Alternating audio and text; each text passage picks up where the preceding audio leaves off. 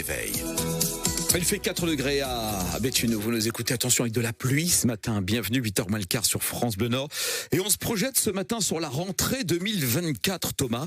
Le rectorat prévoit encore cette année de supprimer des postes en lien avec la baisse du nombre d'élèves.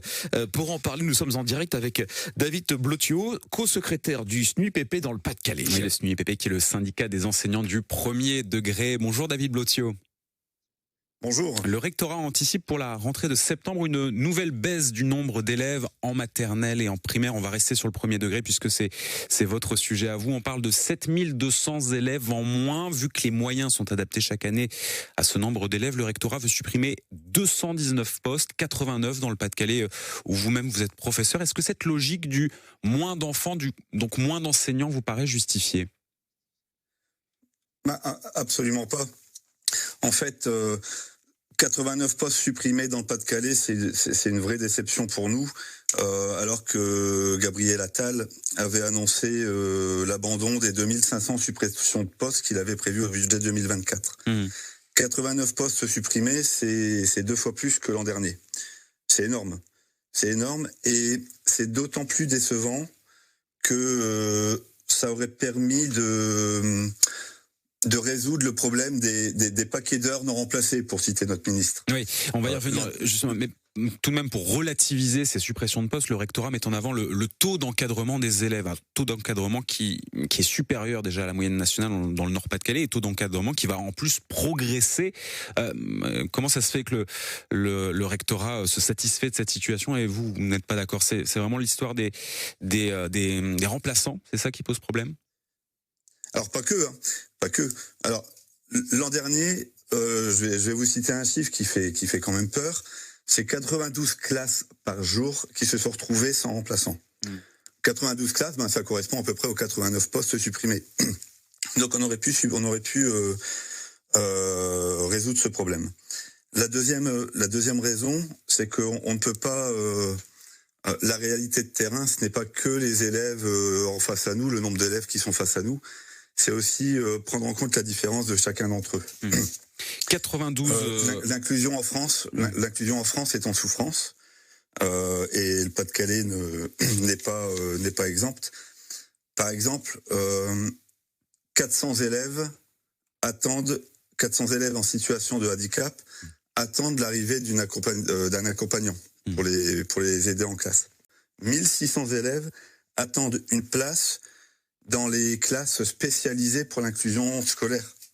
1600 élèves, les 89 postes auraient permis de créer ces places pour accueillir ces élèves.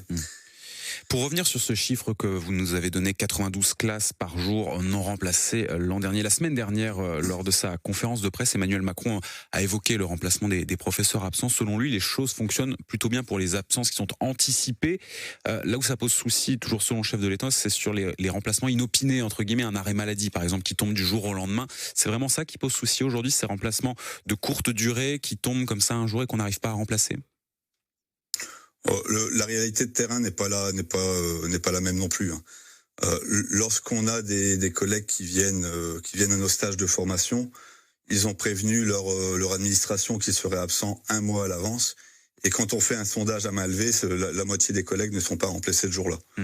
Donc les absences prévues ne sont pas forcément mieux loties que les absences inopinées. Et deuxième chiffre, faut pas croire que les enseignants sont plus absents que les autres.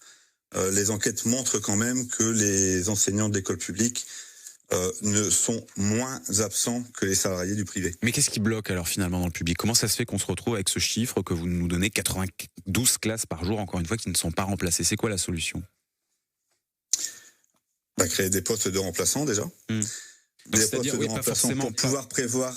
Pas forcément des postes. Pas forcément des postes en dur entre guillemets, c'est des postes de remplacement.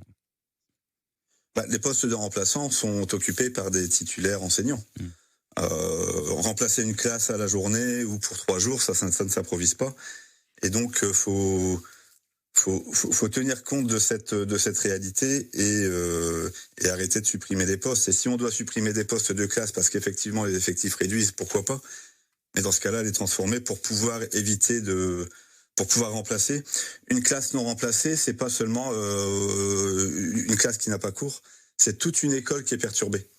Toute une école qui est perturbée parce que les élèves sont répartis dans les classes. On voit arriver dans nos classes qui ont déjà 24, 25 élèves, on en voit 4 arriver. On se rapproche des 30. Avec du coup des apprentissages qui sont perturbés également. C'est-à-dire qu'effectivement la professeure de CE2 par exemple qui est absente, les CE2 vont dans la classe de CM1 ou au CE1 ou alors les professeurs ensuite se dispatchent. Ou au CP, oui bien sûr. Au CP également. Donc la classe de CM1 ou au CE1 ou alors les professeurs ensuite se dispatchent. Ou au CP, oui bien sûr. Au CP également. Donc voilà. Et donc on voit nos effectifs élevés dans les classes avec des élèves qui ne sont pas de notre niveau. On n'a pas forcément un collègue de CP n'a pas forcément de travail de CM2 à donner dans la minute à des élèves qui arrivent dans sa classe pour tenir toute une journée. Donc c'est toujours difficile. 7h51, vous êtes sur France Bleu Nord et nous sommes en direct avec David Blotio, co-secrétaire du syndicat SNUPP dans le Pas-de-Calais. David Blotio, vous l'avez rappelé, vous avez une nouvelle ministre depuis peu, Amélie Oudéa-Castéra, qui connaît, on va dire, des débuts compliqués, on va le dire comme ça. Vous avez cité cette phrase sur les paquets d'heures non remplacés. Est-ce que vous pensez que le climat va s'apaiser avec elle ? Ça va être compliqué. Ça va être compliqué. Elle a tenu des propos choquants qui semblent en plus mensongers. Pour la FSU SNUPP, elle a perdu tout crédit pour remplir sa mission au sein de l'éducation nationale. Pour nous, elle ne peut plus rester au ministère et on demande au Premier ministre Gabriel Attal de la remplacer par une autre ministre ou un autre ministre qui pourra se consacrer à l'éducation nationale à 100%. Mais elle s'est excusée tout de même sur ce qu'elle a dit sur les paquets d'heures non remplacés, effectivement, sur le fait qu'elle ait choisi de mettre ses enfants dans le privé plutôt que dans le public, parce que justement, il y avait aussi cette situation que vous dénoncez par ailleurs, des professeurs qui ne sont pas remplacés. Elle s'est excusée, là, ça ne suffit pas ? Elle a quand même blessé les enseignants qui sont là. On pourrait croire que c'est de notre faute que les enseignants ne sont pas remplacés. Voilà. Alors, j'espère que si elle reste au sein du ministère, elle prendra sa remarque au sérieux et travaillera pour que les paquets d'heures non remplacés n'existent plus. Merci beaucoup, David Blotio, d'avoir été avec nous en direct ce matin sur France Bleu Nord, co-secrétaire du syndicat enseignant FSU SNUIPP dans le Pas-de-Calais, enseignant du premier degré, c'est-à-dire les maternelles et les primaires. Bonne journée. Merci. Une interview retrouvée dès maintenant sur francebleu.fr. La une du prochain journal dans 7 minutes, Thomas, 8h.